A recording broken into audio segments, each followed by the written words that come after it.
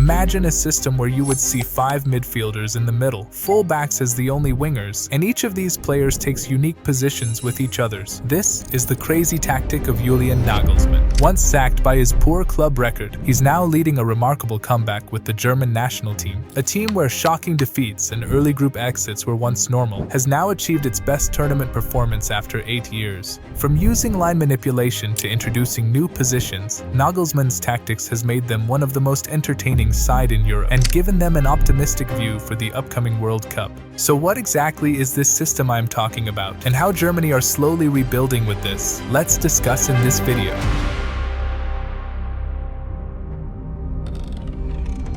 Before we dive into the tactics, if you are a passionate football player and want to improve your overall game intelligence, then one revolutionary way footballers are training their skills is with Be Your Best, a football training app in virtual reality. The main skill that Be Your Best focuses on is scanning, with scenarios specifically designed to teach users every aspect of this essential ability, which then eventually helps them to improve their scan rate, which measures how often they scan the field. While scan timing is also a key focus, teaching players to look away from the ball at the right moments to gather crucial information. And then there's critical scans, one of the toughest skills in football. This is the final scan you make as the ball is traveling towards you, helping you make better decisions in real time. Also, after training, users will develop other vital skills like decision-making and overall memory enhancement through a variety of in-game challenges. And after every session, detailed metrics are provided to measure and track performance, and users can review their sessions using the replay analysis tool to identify areas for improvement.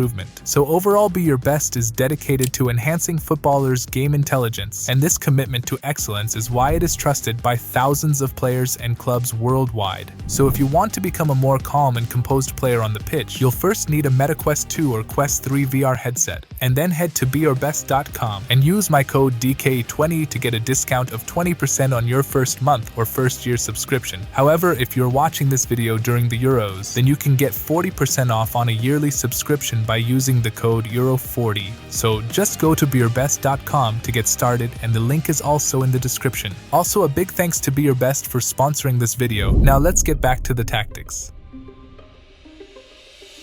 Before the arrival of Julian, Germany was known for its possession-based style, which focuses on high pressing and fluid attacking play, with each player executing specific duties to maintain structure and discipline. But after the arrival of Nagelsmann, he introduced an undisciplined way of positional play where each player is encouraged to interchange roles, regardless of maintaining a rigid structure. The reason for this is that Nagelsmann believes 30% of coaching is tactics, while the remaining is all about social competence. He understands that each player is motivated by different things and needs to be addressed accordingly. So while taking over at Germany, he customized his tactics to align with each player's behavior at their respective clubs. For example, whenever the left back advances, you would see Kroos moving out to the left half space, just like he does for Madrid, and this movement allows Kimmich to also take on his natural wing-back role, as there can be a back three behind him for the support, while the number 10 Gundogan is allowed to drop deep and mimic his box-to-box role at Barcelona. So this approach allows players to easily adapt to his system without taking much time to settle. And similarly, during the build-up, they use multiple patterns according to the opposition's behavior. For instance, if the opposition plays in a 4-4-2 low block, then Germany sets up in their ideal 3+1 shape. But if they press with a front four, then Gundogan drops deep as a second pivot to form a 3+2 shape. But if they also add an additional midfielder, then Kroos stays in his original position, while the keeper joins the center backs and the full backs stay deep, creating a massive 3+4 shape against their 5 pressers. So like this, they always maintain a numerical superiority at the back and take control right from the start.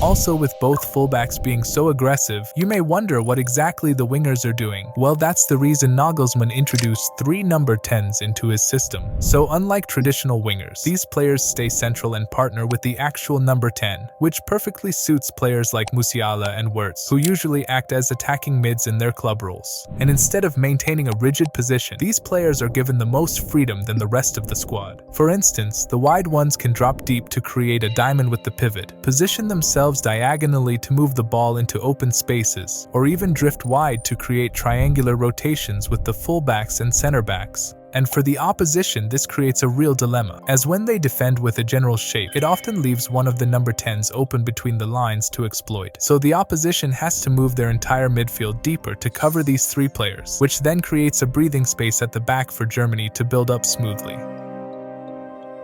Also, the special thing about Julian's undisciplined approach is that it allows to stretch themselves both horizontally and vertically across the pitch. For instance, with their 3-1-6 shape instead of a flat back 3, Kroos would be a bit higher than the rest, while the left back would be a bit deeper than his opposite partner, and the number 10s would occupy asymmetrical positions. This creates a situation where each player is uniquely positioned in specific vertical and horizontal lanes, which makes it difficult for the opposition to maintain their zonal positions and allows Germany to make both vertical and horizontal passes in any scenario.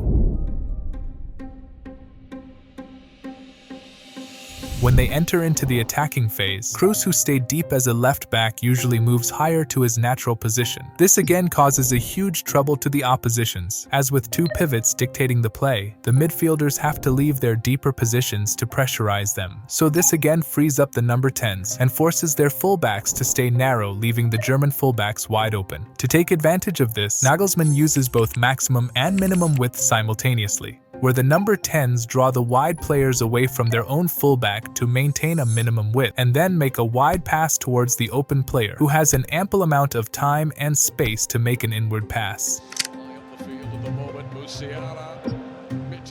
While with the opposition focused on these movements, the Germans quickly form a huge overload inside the box using their central players. So a quick cross gives limited time for the opposition to track all the incoming movements and significantly increases their scoring chances.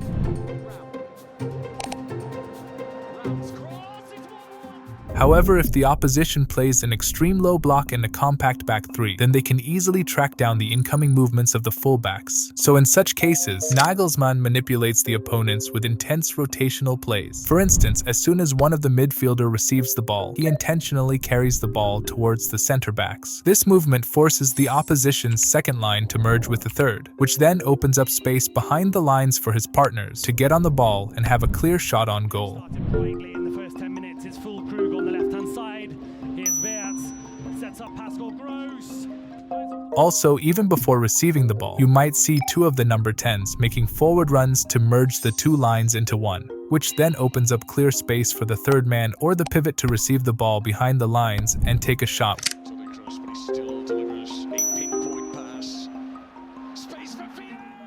However, when we look at their tactics out of possession, they defend in a high 4-2-4 shape, and using their 3 number 10s and a double pivot, they almost double the central options of the opposition. And similar to Arsenal's hybrid system, Nagelsmann creates 3-man triangles across every corner of the pitch, where each German player has 2 targets on either side. So even when the opposition moves to the flanks, the Germans quickly man-press each passing option on that side and force them to either play long or lose possession. It's no real surprise, Connie, when you consider the seasons having Leverkusen outstanding. After watching the game against Spain, it's clear that Nagelsmann has several areas that need improvement. For instance, the focus on creating central overloads leaves the fullbacks as the only wide players, which puts massive pressure on them to perform both attacking and defensive duties simultaneously. And due to their counter-pressing nature, the fullbacks have to stay up to congest the opposition with their close proximity. But if they manage to break through their pressing lines, then it becomes an open playground for their wingers to exploit the wide areas. And with both of them positioned higher, the center backs are forced to move wide, while the pivots drop to cover the central spaces. This then merges their 2 lines into one and opens up space behind the lines for the opposition to exploit easily.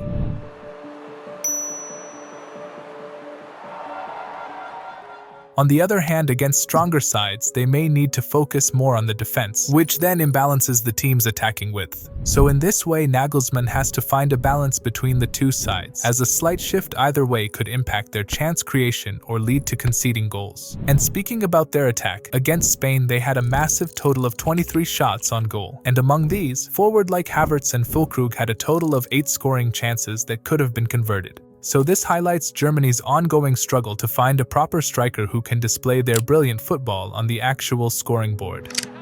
Here's a chance for number 2, and it's wide. So overall, if Nagelsmann just tries to address these little issues, then the combination of these young talent and his extraordinary tactics could lead Germany to a major comeback in the coming years. And with the next World Cup just around the corner, they can even become one of the favorite side to win it as well, which would be a significant redemption for Nagelsmann after his poor club experiences.